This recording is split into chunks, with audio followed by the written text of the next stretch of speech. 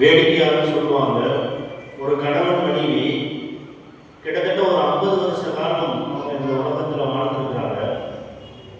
அவங்களுக்குள்ள எந்த ரகசியமும் கிடையாது. ஒரே ஒரு பெட்டி அவர் அலமாரியில் வச்சிருப்பாராம். அது ஒண்ணுதான் ரகசியம்.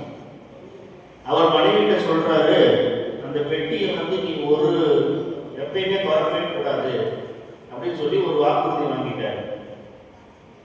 கடைசியா அவரு சக்கராத்தில் படுத்திருக்கிறப்ப, மௌதாகிறதுக்கு சமீபத்தில் ரொம்ப உடம்பு சரியில்லாம படுத்திருக்கிறப்ப, சரி அந்த பெட்டிக்குள்ள என்னதான் இருக்குது அப்படின்னு பெட்டியை திறந்து பார்த்தா அதுல 2 முட்டையும் 50,000 பணமும் இருந்திருக்கு.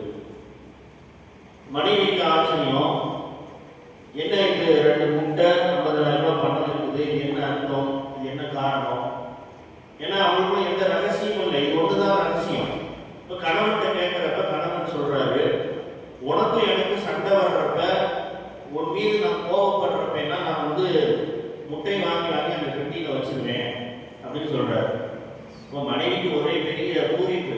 ஏன்னா வாழ்க்கையில இது வரைக்கும் ஒரு 2 தடவை தான் சண்டை வந்திருக்குதா அப்படின்னு சொல்லி பூரிச்சு போய் கணவன்கிட்ட கேட்கிறாங்க மனைவி, மாஷா அல்லாஹ், உங்களுக்கும் எனக்கும் எந்த தகராறும் இல்லை போல தெரியுது, வாழ்க்கையில நம்ம சண்டையே கம்மியாக தான் போட்டுருக்கோம் போல தெரியுது, ரொம்ப என் மேல கோபம் உங்களுக்கு ரொம்ப கம்மியாக தான் இருந்திருக்கும் போல தெரியுது அப்படின்னு சொல்லி என் மனைவி கேட்கிறப்ப, சரி இந்த 50,000 பணம் என்னன்னு கேட்கிறப்ப அவர் கணவர் சொல்றாரு, முட்டையை வாங்கி பெட்டியில வச்சு அந்த பெட்டி நிரம்பி போய் அந்த முட்டை வித்து வந்த காசு தான் இந்த 50,000 காசு அப்படின்னு சொன்னாராம். அந்த மாதிரி குடும்ப வாழ்க்கை அப்படிங்கிறது யாராக இருந்தாலும், எவ்வளவு ஆண்டியாக இருந்தாலும், அரசனாக இருந்தாலும், யாராக இருந்தாலும், ஒரு சில சமயங்களில் கசப்புணர்வோடு, ஒரு சில சமயங்களில் சந்தோஷமாக, இப்படி மாறி மாறி வருகிற அமைப்பில் தான் அல்லாஹ் குடும்ப வாழ்க்கையை வைத்திருக்கிறார். நபிகள் நாயகம் ஸல்லல்லாஹு அலைஹி வஸல்லம் அவர்கள் இந்த அடிப்படையில் நான் சொன்னார்கள், நீங்க ஊர்ல இருக்கிற மற்றவங்கள்ட்ட எல்லாம் நல்ல பேர் எடுக்கிறது பெரிய விஷயம் இல்லை.